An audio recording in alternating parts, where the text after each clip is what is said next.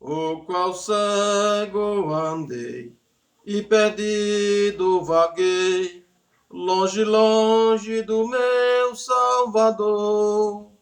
Mas do céu ele desceu e seu sangue verteu para salvar um tão pobre pecador.